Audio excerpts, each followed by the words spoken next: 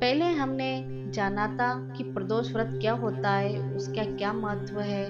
आइए जानते हैं रवि त्रयोदशी प्रदोष व्रत और उसकी कथा के बारे में। इसका दोहा है, आयु बुद्धि आरोग्यता या चाहो संतान, शिव पूजन विधिवत करो, दुख हरे भगवान। जानते हैं रवि त्रयोदशी प्रदोष व्रत की कथा के बारे में। किसी समय सभी प्राणियों के हितार्थ परम पुनीत गंगा के तट पर ऋषि समाज द्वारा एक विशाल सभा का आयोजन किया गया, जिसमें व्यास जी के परम प्रिय शिष्य पुराण वेत्ता सूत जी महाराज हरि कीर्तन करते हुए पधारे। सोनकादि 88,000 ऋषि मुनिगण ने सूत जी को दंडवत प्रणाम किया। सूत जी ने भक्ति भाव से ऋषि गण को आशीर्वाद दे अपना स्थान ग्रहण किया। ऋषि गण ने विनीत भाव से पूछा, हे परम दयालु, कलयुग में शंकर भगवान की भक्ति किस आराधना द्वारा उपलब्ध होगी? कलयुग में जब मनुष्य पाप कर्म में लिप्त हो, वेद शास्त्र से विमुख रहेंगे, दीन जन अनेक कष्टों से त्रस्त रहेंगे। हे मुनि श्रेष्ठ, कली काल में सत्कर्म में किसी की रुचि न होगी, पुण्य क्षीण हो जाएंगे एवं मनुष्य स्वतः ही असत कर्मों की ओर प्रेरित होगा। इस पृथ्वी पर जब ज्ञानी मनुष्य का ये कर्तव्य हो जाएगा कि वो पथ से विचलित मनुष्य का मार्गदर्शन करे। अतः है महामुनि, ऐसा कौन सा उत्तम व्रत है जिसे करने से मन वांछित फल की प्राप्ति हो और कलिकाल के पाप शांत हो जाए।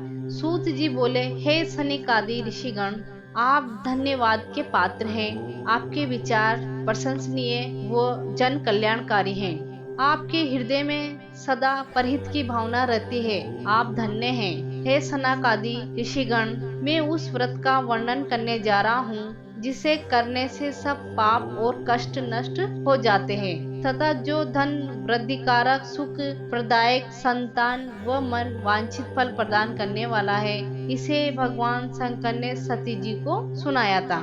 सूत जी आगे बोले, आयु वृद्धि व स्वास्थ्य लाभ हेतु रवि त्रयोदशी प्रदोष का व्रत करें। इसमें प्रातः स्नान कर निराहार रहकर शिव जी का मनन करें। मंदिर जाकर शिव आराधना करें। माथे पर त्रिपुंड धारण कर बेल, धूप, दीप, अक्षत व ऋतु फल अर्पित करें। रुद्राक्ष की माला से सामर्थ्य अनुसार ओम नमः शिवाय जपे।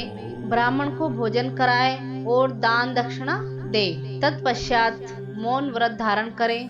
संभव हो तो यज्ञ हवन करवाए। ओम ह्रीम क्लीम नमः शिवाय स्वाहा मंत्र से यज्ञ स्तुति दे। इससे अभिष्ट फल की प्राप्ति होती है। प्रदोष व्रत में व्रती एक बार भोजन करे और पृथ्वी पर शयन करे। इससे सर्व कार्य सिद्ध होते हैं। श्रावण मास में इस व्रत का विशेष महत्व है। सभी मनोरथ इस व्रत को करने से पूर्ण होते हैं। आइए जानते हैं रवि त्रयोदशी प्रदोष व्रत कथा के बारे में। एक ग्राम में एक दीनहीन ब्राह्मण रहता था। उसकी धर्मनिष्ठ पत्नी प्रदोष व्रत करती थी। उनके एक पुत्र था। एक बार वो पुत्र गंगा स्नान को गया। दुर्भाग्यवश मार्ग में उसे चोरों ने घेर लिया और पूछने लगे कि उसके पिता का गुप्त धन कहाँ रखा है। बालक ने दीनता पूर्वक बताया कि वे अत्यंत निर्धन और दुखी हैं। उनके पास गुप्त धन कहाँ से आया? चोरों ने उसकी हालत पर तरस खाकर उसे छोड़ दिया। बालक अपनी राह हो लिया। चलते चलते वो थक कर चूर हो गया और बरगद के एक वृक्ष के नीचे सो गया। तभी उसी नगर के सिपाही चोरों को खोजते हुए उसी की ओर आ निकले। उन्होंने ब्राह्मण बालक को चोर समझकर बंदी बना लिया और राजा के सामने उपस्थित किया। राजा ने उसकी बात सुने बगैर उसे कारावास में डलवा दिया। उधर बालक की माता प्रदोष व्रत कर रही थी। उसी रात्रि राजा को स्वप्न आया कि वो बालक निर्दोष है। यदि उसे नहीं छोड़ा गया तो तुम्हारा राज्य और वैभव नष्ट हो जाएगा। सुबह जागते ही राजा ने बालक को बुलवाया। बालक ने राजा को सच्चाई बताई।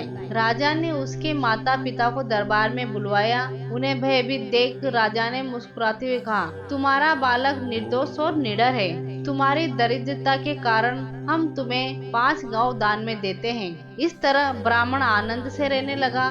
शिव जी की दया से उसकी दरिद्रता दूर हो गई। जय भोलेनाथ।